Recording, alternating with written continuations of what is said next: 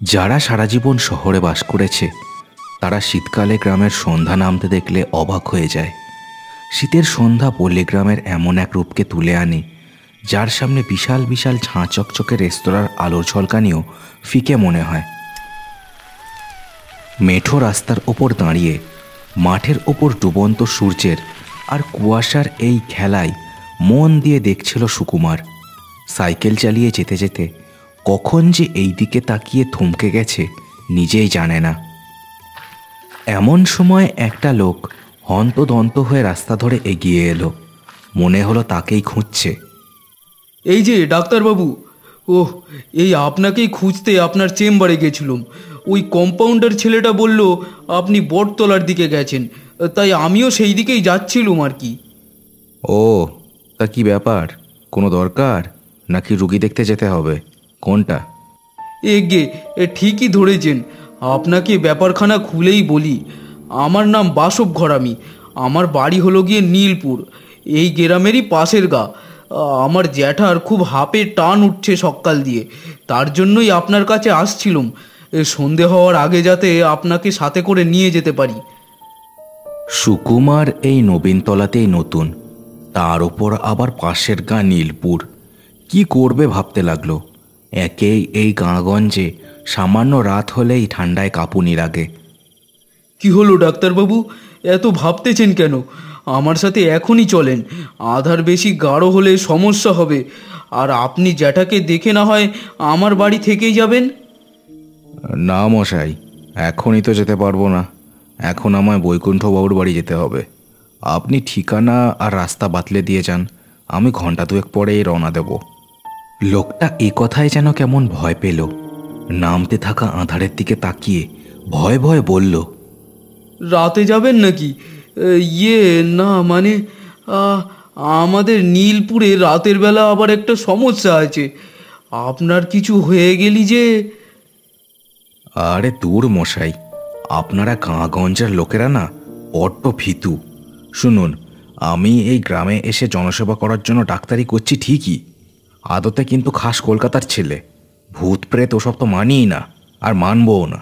যাকগে, আপনি বললে বলুন, নইলে আমি গেলাম। লোকটা এ কথায় খপ করে সুকুমারের সাইকেলের হাতল চেপে ধরল। তার মুখে আরও ভয়ের ছাপ। আচ্ছা আচ্ছা শুনুন, এখান থেকে সোজা গেলে খালের সাঁকো পাবেন। সেটা দিয়ে ডান দিকে ঘাসের জমি পেরোলে পিচের রাস্তা, ওইখানেই খাল পাড়ে আমার বাড়ি। তবে একটা কথা, রাস্তায় কোথাও দাঁড়াবেন না, একবারে সোজা না থেমে আমাদের বাড়ি যাবেন। দয়া করে এটা মানবেন শুধু। আমরা অপেক্ষা করব, আসবেন কিন্তু। জ্যাঠার অবস্থা তেমন ভালো না। সুকুমার সম্মতি জানিয়ে আর কোনো কথা না বলে সাইকেলটা চালিয়ে দিল মেঠো রাস্তাটা ধরে। লোকটা এক দৃষ্টে তার চলে যাওয়াটা দেখল। তার চোখে মুখে গভীর চিন্তার ভাব ফুটে উঠল। হে ভগবান, রক্ষে করো। ডাক্তার যেন ঠিকভাবে আমাদের বাড়ি পৌঁছায়, সেটা দেখো। নেবুর খপ্পরে যেন না পড়ে। নিজের মনে এ কথা বলে লোকটা হাঁটা দিল আবার নিজের গন্তব্যের দিকে। সুকুমার এই নবীনতলায় নিজের ডাক্তারির চেম্বার খুলেছে মাত্র মাস সাতেক। ডাক্তারি পাশ করে গ্রামের মানুষের সেবা করার জন্য এমন একটা ঝুঁকি ভরা পদক্ষেপ নিয়েছিল সে। এখন বেশ কেটে যাচ্ছে তার দিনগুলো। বৈকুণ্ঠ সমাদ্দারের বাড়ি বেশ পুরনো। ঝোপ আর লতা গুল্মে ঢাকা বাড়িখানার মধ্যে বুড়ো লোকটা একাই বাস করে। এ তল্লাটে আসার পর এই লোকটাই সুকুমারকে চেম্বার তৈরিতে সাহায্য করেছিল। সুকুমারকে সাইকেল নিয়ে দোরের সামনে আসতে দেখে বৈকুণ্ঠবাবু বলে উঠলেন, আরে ডাক্তার যে, এসো এসো। আমি তো ভাবলাম খবর পেলে কিনা আবার। এসো বসো। না কাকু, আজ আর বসবো না। আপনার প্রেশারটা মেপে নিয়েই আবার দৌড়তে হবে, সেই নীলপুর।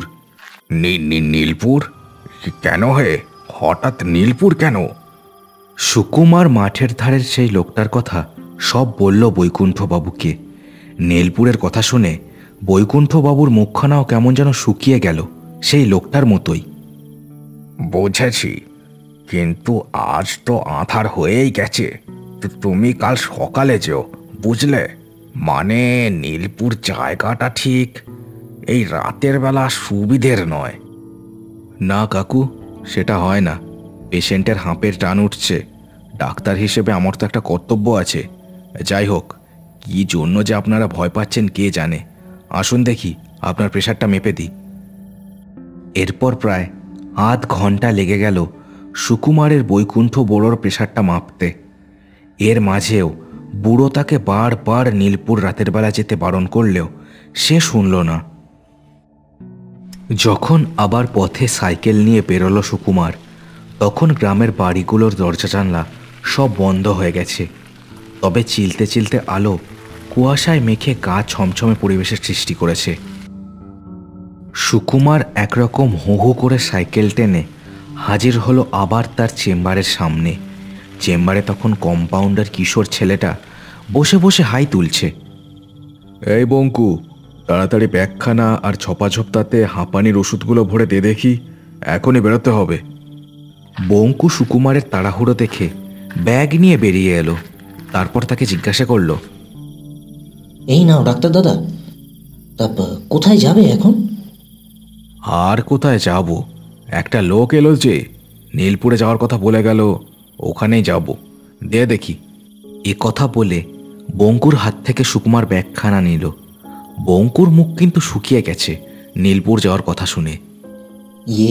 শোনো ডাক্তার দাদা, বলছি একা না যেও নি। আমি বলি কি, দাঁড়াও আমি বরং দরজাটা দিয়ে নি। নতুন মানুষ তুমি, আমিও সাথে যাই। একা একা গিয়ে যদি কোনো বিপদে পড়ো, তাই বলছি। যাবি? বেশ তো, চল না, সাইকেলটা নিয়ে নে, আর দুটো আলোও নিস। সুকুমারের কথায় বঙ্কু দরজাখানা বন্ধ করলো ডাক্তারি চেম্বারটার। সন্ধ্যার আবছায়া কেটে তখন ঘন কালো আঁধার নেমেছে নবীনতলায়। গ্রামের মধ্যে দিয়ে সুকুমার আর নবীন চলল নীলপুরের দিকে। কুয়াশায় গ্রামের ঘরবাড়ির আলো মায়াবী পরিবেশের সৃষ্টি করেছে। বিশাল মাঠখানার এপার ওপার দেখা যাচ্ছে না কোনো আলো না থাকায়। কুয়াশার মাঝে সাইকেলের একচোখা আলোগুলো দৈত্যের মতো জেগে আছে। ডাক্তার দাদা, একটা কথা আমি অনেকদিন ধরে জিজ্ঞেস করবো ভাবছিলাম। কি কথা বলবি বল না, এত কিন্তু কিন্তু করছিস কেন? বলছি, তুমি শহরের ছেলে হয়ে গ্রামে এসে এমন ডাক্তারি করছো, তোমার মতন মানুষ আজকাল তো সত্যি দেখা যায় না। আরে ওসব কিছুই না, আমার আসলে একটু নিরিবিলি জায়গা পছন্দ। আর এখানে এককালে আমার এক মাসির বাড়ি ছিল, আমি কোনোদিনই আসিনি। তবে ওই বৈকুণ্ঠবাবুর কাছ থেকে খবর পেয়ে এখানে এসে চেম্বার খুললাম। এখন তো গ্রামের লোক দিব্যি আমাকে আপন করে নিয়েছে, আমি এতেই খুশি। এসব কথা বলতে বলতেই তারা মাঠখানা পেরোলো। এরপর খালের ওপর কাঠের ব্রিজটা তাদের পেরোতে হবে। কি ঠান্ডা গো ডাক্তার দা, নবীন তলায় তো এত ঠান্ডা ছিল না। এই নীলপুরে ঢুকতেই হঠাৎ ঠান্ডাটা কেমন একটা বেড়ে গেল না? সুকুমারও সেটা অনুভব করেছে। খালখানা পেরোতে পেরোতেই যেন হাড়ের ভেতর পর্যন্ত জমে গেল তাদের দুজনেরই। নীলপুর গ্রামে ঢুকে তারা দেখল চারিদিকে শুধু ঘাস বন, মাঝে কাঁচা রাস্তা। দূরে বাড়িঘর দেখা গেলেও পথে কোনো লোকজন নেই। তার লোকটার বাড়ি কত দূর গো ডাক্তারদা? কতক্ষণ ধরে সাইকেল টানছি, ঠান্ডায় তো হাড় মাস একেবারে কালি হয়ে যাচ্ছে গো। বলে তো ছিল সোজা গিয়ে একটা পিচ রাস্তা পড়বে, সে রাস্তা যে কোথায় বলতো? কথাটা বলতে বলতে সুকুমার থামল, বঙ্কুও থামল তার পেছনে। রাস্তাটা একেবারে সোজা চলে গেছে, দুপাশে মাথা সমান উঁচু ঘাসের বন, আর কোথাও কিচ্ছু নেই। এ তো মুশকিল হলো রে, ফিরেও তো যেতে পারবো না। হাঁপানির রুগী আমি, না গেলে যে কি হয়ে যাবে কে জানে। কোন দিকে যাওয়া যায় সেটা দেখার জন্য বঙ্কু এদিক ওদিক তাকাচ্ছিল। এমন সময় একটা চায়ের দোকান দেখতে পেল সে। এতক্ষণ এখানে দাঁড়িয়ে থাকলেও চায়ের দোকানটা আগে চোখে পড়েনি তার। ওই দেখো, একটা চা দোকান না, এই ঘাস বনের মধ্যে। তা একদিক থেকে ভালোই হলো, কি বলো? হ্যাঁ, সে তো ভালোই, কিন্তু লোকটা যেন কি একটা বলেছিল আমাকে, ঠিক মনে পড়ছে না। কি যেন। বাবু, চা খাবেন নাকি? এই কে রে, কে? হঠাৎ এই কথায় সুকুমার আর বঙ্কু চমকে উঠেছিল। দেখলো একটা লোক ঘাস বনের মধ্যে দাঁড়িয়ে আছে, গায়ের চাদর মাথায় তোলা, মুখে তেঁতো হাসি। হ্যাঁ, দাঁত দেখো, যেন কোলগেটের বিজ্ঞাপন দিচ্ছে। তা কোথা থেকে এলে হে তুমি? বাপরে, বুক কেঁপে উঠেছিল আমাদের একেবারে। গে দাদা, আমার বাড়িখানা হলো গিয়ে ওই ঘাস বনের ও পিঠে। ও দোকানখানা আমারই। দোকানে ফিরে যাচ্ছিলুম, দেখলাম আপনারা ঠান্ডায় কুকড়ে এখানে দাঁড়িয়ে আছেন। তা খাবেন নাকি চা? ঠান্ডায় বঙ্কু আর সুকুমার সত্যি জমে যাচ্ছিল। দুজনে মুখ চাওয়াচাই করে নিল একবার। হ্যাঁ, চা তো খাওয়াই যায়। ওফ, যা ঠান্ডা এই নীলপুরে, হাড় অবধি জমে যাচ্ছে। দুজনে এরপর লোকটার পেছন পেছন দোকানটার দিকে এগিয়ে গেল। দোকানটায় শুধু একটা হ্যারিকেন ছাড়া আর কোনো আলো নেই। দোকানের পাশে সাইকেল দুটো দাঁড় করিয়ে তারা বসলো চায়ের দোকানে। চাওয়ালা স্টোভে বসানো কেটলি থেকে চা ঢালা শুরু করলো ভাঁড়ে। চাপচাপ কুয়াশায় চারিদিকের পরিবেশ প্রায় ধোঁয়া ধোঁয়া হয়ে আছে। চায়ের ভাঁড় হাতে নিয়ে বঙ্কা আর সুকুমার আরাম করে চুমুক দিল। আহ, কি যে ভালো লাগছে। তা দাদা, বলছি এখানে খালের পাড়টা কোন দিকে? মানে এখান থেকে কত দূর? খাল পার? তা ধরেন এখান দিয়ে 15-20 মিনিট সাইকেলে। তা সেখানে কি বাবুরা, এত রাতেই বা এই নীলপুরে এসেছেন কেন? কোনো কাজ নাকি এমনি এমনি? আমি ডাক্তার, বুঝলেন মশাই। খালপাড়ে এক পেশেন্ট আছে, তার নাকি হাঁপানির টান উঠছে, তাকে দেখতেই যাব আর কি। কিন্তু এমন এক জায়গা আপনাদের এই নীলপুর, চারিদিকে শুধু ঘাসের বন। ও, আপনি ডাক্তার নাকি? বাহ বাহ বাহ। তা মশাই, এখানে আসার সময় আপনাদের গ্রামের লোকেরা আপনাদের কিছু বলেনি? বঙ্কু এই কথায় চায়ের ভাঁড় হাতে অবাক হয়ে সুকুমারের মুখের দিকে তাকালো। সুকুমারও এই কথায় অবাক হয়ে লোকটার মুখের দিকেই তাকিয়ে থাকলো। কি বলবে বলুন তো? মানে ঠিক, ও হ্যাঁ, মনে পড়েছে, বলেছিল রাস্তায় না দাঁড়াতে। মানে যত আজে বাজে কথা আর কি। কি ব্যাপার সেটা বলুন দেখি। বলেছিল নাকি? তাও এসেছেন? কি সাহস আপনাদের! আপনাদের মনে ভয় নেই? কি? কিসের ভয়? আমার ভয়। আমার ভয়। চাওয়ালার শেষ কথাগুলো যেন হুঙ্কারের মতো শোনালো। তারা হাঁ করে তাকিয়েছিল লোকটার দিকে। তাদের চোখের সামনেই চাওয়ালার মুখটা বেঁকে চূড়ে পরিণত হলো ভয়ানক এক রূপে। সরু সরু দাঁতের ঝিলিক দিয়ে উঠল তার মুখে। দু চোখে রক্তের জন্য দেখা গেল লোভ। কি বাবুরা, আমায় দেখে ভয় লাগবে না? লাগবে না আমায় দেখে ভয়? এ কথা বলেই বিশাল এক লাফে তাদের সামনে এসে পড়ল সে। সুকুমার আর বঙ্কা এই দেখে প্রাণ ভয়ে পড়িমড়ি করে লাফ দিয়ে বেরোলো দোকানের বাইরে। তারপর প্রাণপণে দৌড় দিল যেদিকে দু চোখ যায় সেদিকে। ছুটতে ছুটতে দুজনে আবার ঢুকে পড়ল সেই ঘাস বনে। দু হাতে পায়ে ছড়ে যেতে লাগলো তাদের, তাও দৌড় থামালো না তারা। তাদের পেছনে তখন সেই চাওয়ালাটা দাঁত বের করে চার হাত পায়ে ঘাস মারিয়ে ছুটে আসছে। তাকে দেখে মনে হচ্ছে নরকের কোনো ভয়ঙ্কর জীব। দৌড়তে দৌড়তে তারা কোনো রকমে এসে বসলো ঘাসের ঝোপের মধ্যে। তাদের ভেতরটা যেন শুকিয়ে গেছে ভয়ের চোটে। ও ও ডাক্তারদা, ও ওটা কি ছিল গো? ও ও ডাক্তারদা। সুকুমার তখন নিজেই ভয়ের মধ্যে ছিল। দু চোখ বিস্ফারিত করে সে চারিদিকে দেখতে লাগলো। বিজ্ঞান মনস্ক তার মন যেন কোনোভাবেই আজকের দেখা এই দৃশ্য মানতে পারছে না। ডাক্তারদা, আমি বুঝেছি, নিশ্চয়ই ওই ওই ওই নেবুর ভূত। নেবু? নেবুটা আবার কে? কি যাতা বকছিস?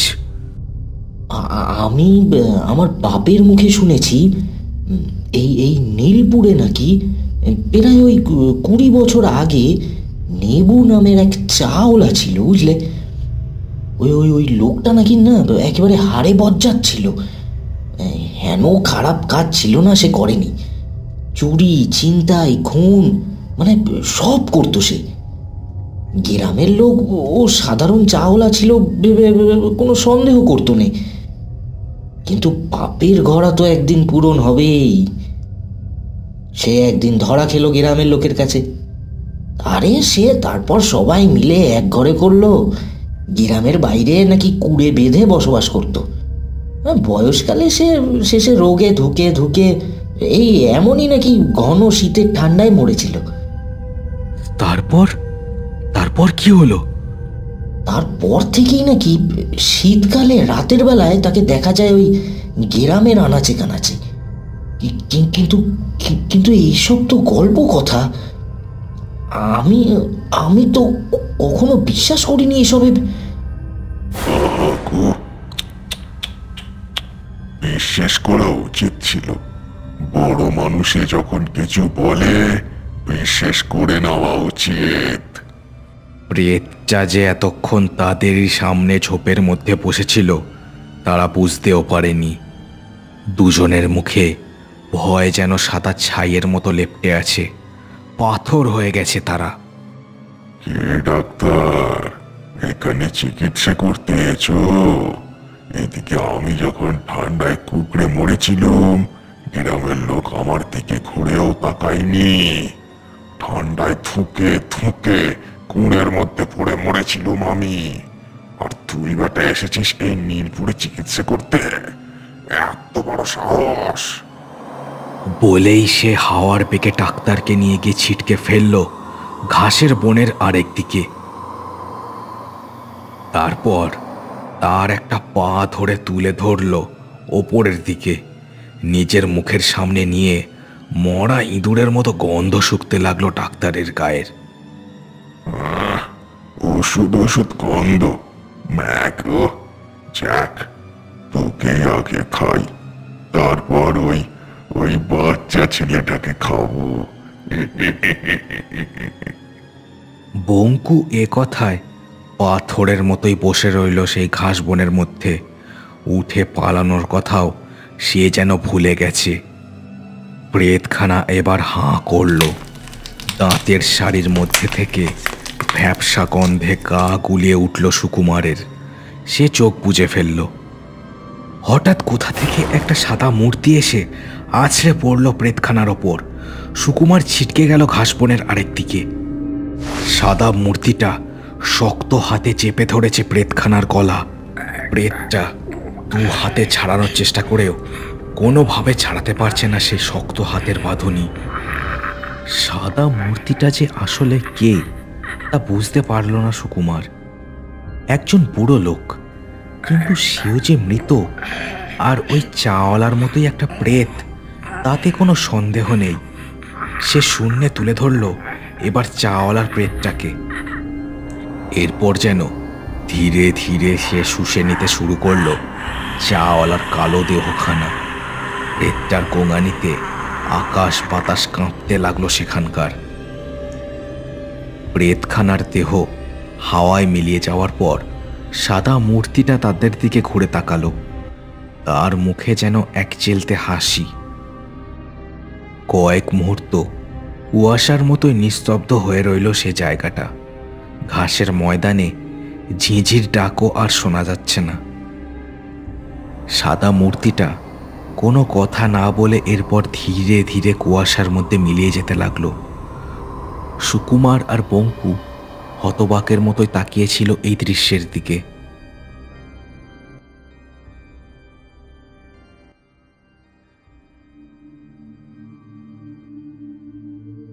রাত অনেক বেড়েছে।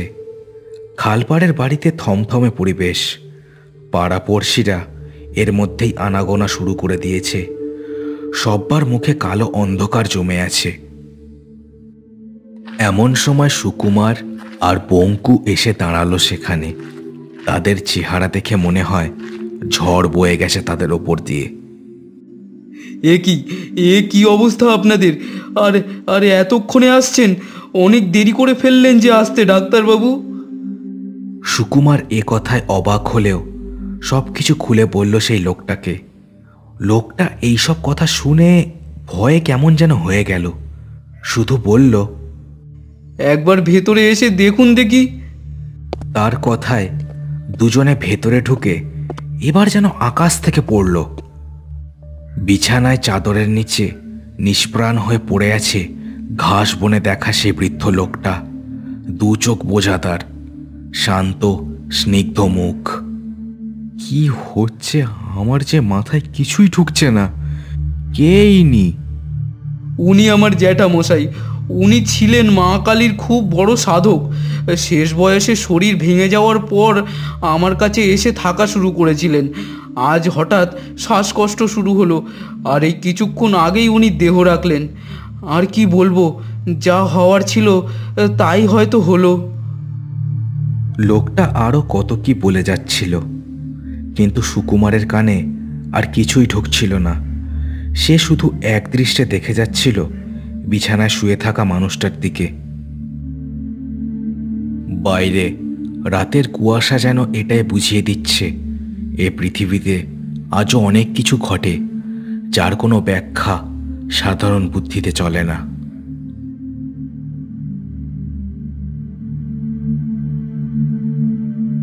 দেখতে দেখতে ঠান্ডা পড়েই গেল। কুয়াশার মধ্যে এদিক ওদিক যাতায়াত করতে গিয়ে যদি কোনো চায়ের দোকান দেখো, আবার দুম করে দাঁড়িয়ে যেও না। যাই হোক, কেমন লাগলো আজকের গল্প জানাতে ভুলো না আমাকে কমেন্ট বক্সে। আর চ্যানেলটাকে সবাই সাবস্ক্রাইব করে দিও, গল্পটাকে শেয়ার করে দিও তোমার বন্ধুদের সাথে। দেখা হচ্ছে ওর পরের ভিডিওতে। সবাই খুব ভালো থেকো।